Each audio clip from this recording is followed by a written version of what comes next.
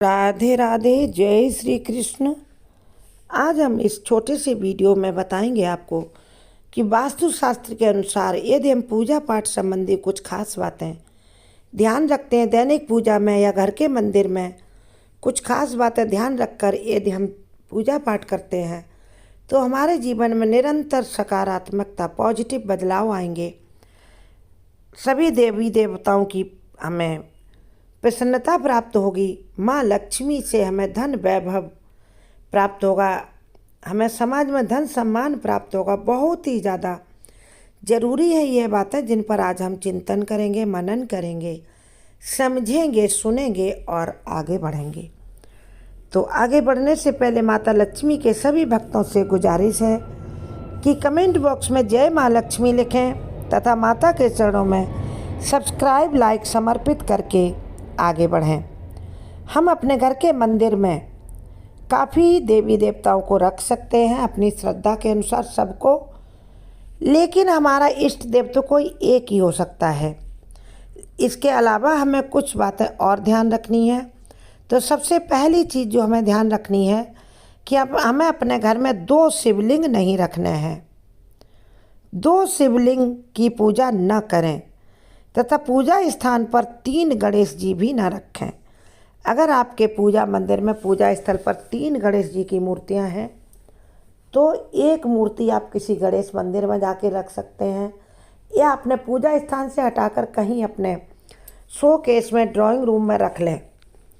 लेकिन मंदिर में 3 गणेश जी की मूर्तियां न रखें और 2 शिवलिंग की एक साथ पूजा न करें। ध्यान रखें, प्रभु कृपा निरंतर मिलेगी। आगे शालिग्राम जी की बटिया जो होती है ना, जितनी छोटी हो उतनी ज़्यादा फलदायी होती है और उसकी पहचान भी होती है। शालिग्राम की बटिया में एक आँख जैसी बनी होती है, उसको पहचानना जरूरी होता। कहते हैं उसमें थोड़ा अंदर स्वर्ण भी होता है। और यह गंडकी नदी नेपाल से शुद्ध निकलती है, वहाँ से मिले तो बहुत अच्छा, ना पहचान कर ही लें।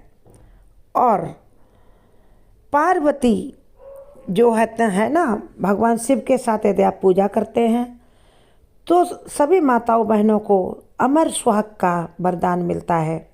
इसलिए माता पार्वती जी को सिंदूर अवश्य चढ़ाएं, लेकिन शिव को सिंदूर ना चढ़ाएं, शिव को सिर्फ चंदन ही लगाएं। कुशा या पवित्री, जब हम कोई विशेष पूजा करते हैं, मान लो पितरों का पूजन करते हैं या कोई छोटा मोटा हवन करते हैं, पूजन करते हैं, तो ज़रूरी नहीं आपके हाथ में कुशा की बनी हुई पवित्री हो, रिंग फिंगर में आपके सीधे हाथ की। यदि आप रिंग फिंगर में सोने की अंगूठी पहन लेंगे तो सभी आप देव कार्य कर सकते हैं। सभी मंगल कार्यों में कुमकुम का तिलक आपकी प्रोग्रेस करता है, आपको सुख समृद्धि प्रदान करता। कुमकुम का तिलक अवश्य लगाएं। पूजा में टूटे हुए चावल न चढ़ाएं, इससे घर में परेशानियां आती हैं। हमेशा अक्षत यानी साबुत चावल ही चढ़ाएं।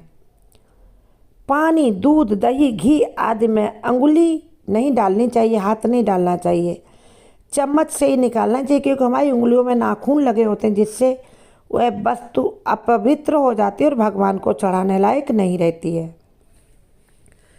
और बातें आपको ध्यान में रखनी है।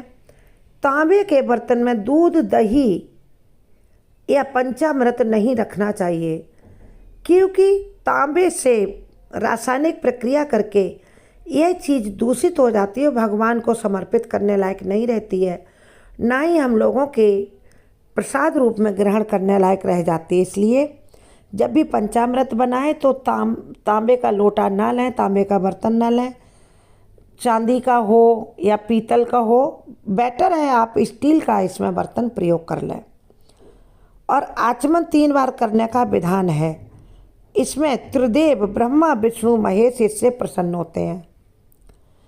दाहिने कान का स्पर्श करने पर भी आचमन के तुल्य माना जाता है। यदि आप आचमन के लिए जल नहीं रखते, दाहिना कान 3 बार छुएं, ब्रह्मा, विष्णु, महेश को याद करें, उनकी प्रसन्नता मिलेगी।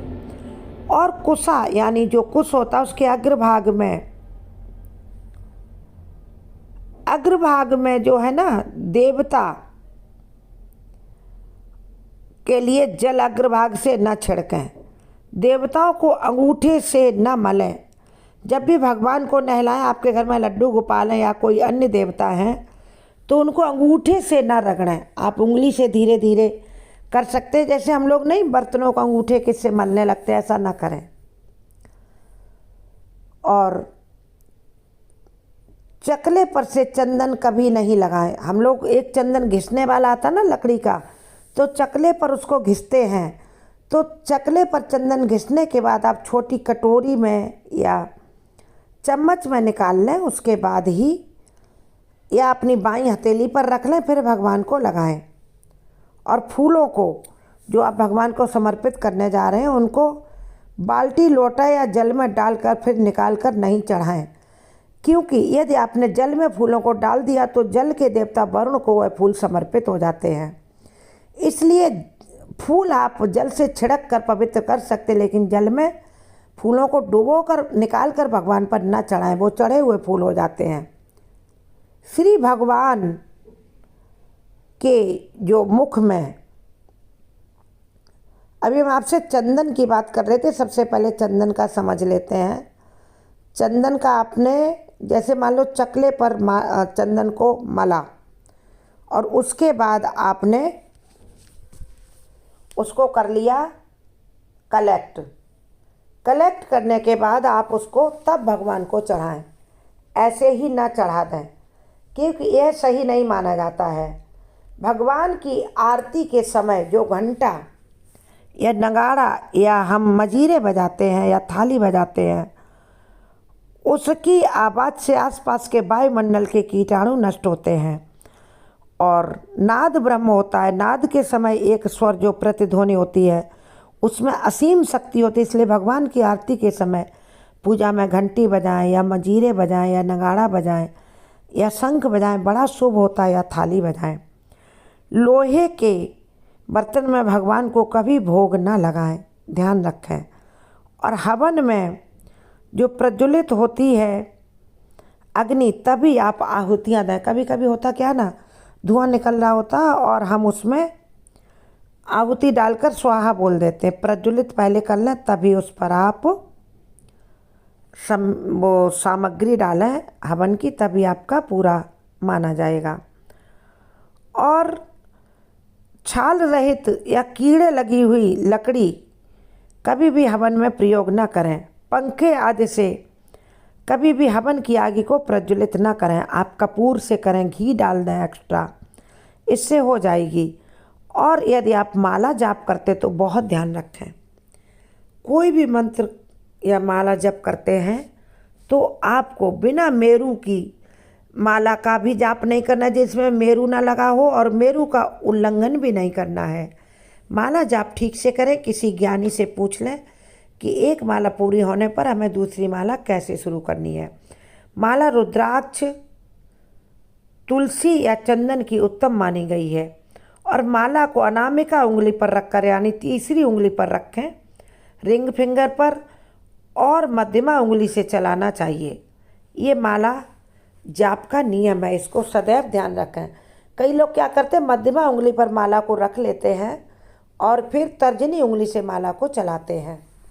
इससे जाप का पूरा फल नहीं मिलता है। जाप करते समय सिर पर हाथ न रखें। तिलक करते समय सिर पर हाथ या वस्त्र अवश्य रखना चाहिए, तभी आपको उसका पूरा फल मिलेगा। सोए हुए व्यक्ति का कभी चरण स्पर्श नहीं करना चाहिए, यह बहुत ही अशुभ माना जाता है। और कुछ नियम हैं जो आपको बहुत ध्यान रखने हैं। बड़ों को प्रणाम करते समय उनके दाहिने पैर पर दाहिने हाथ से और उनके बाएं पैर को बाएं हाथ से छूकर प्रणाम करना चाहिए, यही सही नियम है। जप करते समय जीभ या होठों को नहीं हिलाना चाहिए, इसे उपांशु जप कहते हैं। इसका फल 100 गुना आपको मिलेगा। जप करते समय दाहिने हाथ को कपड़े या गौमुखी से ढककर रखना चाहिए। जप के बाद आसन के नीचे भूमि को स्पर्श कर नेत्रों से लगाना चाहिए और कृष्णार्पणम बोलना चाहिए, नहीं तो जप का आधा हिस्सा जो है वह इंद्र को चला जाता है और आधा पृथ्वी को चला जाता है। हमें जप का कुछ भी फल प्राप्त नहीं होता है।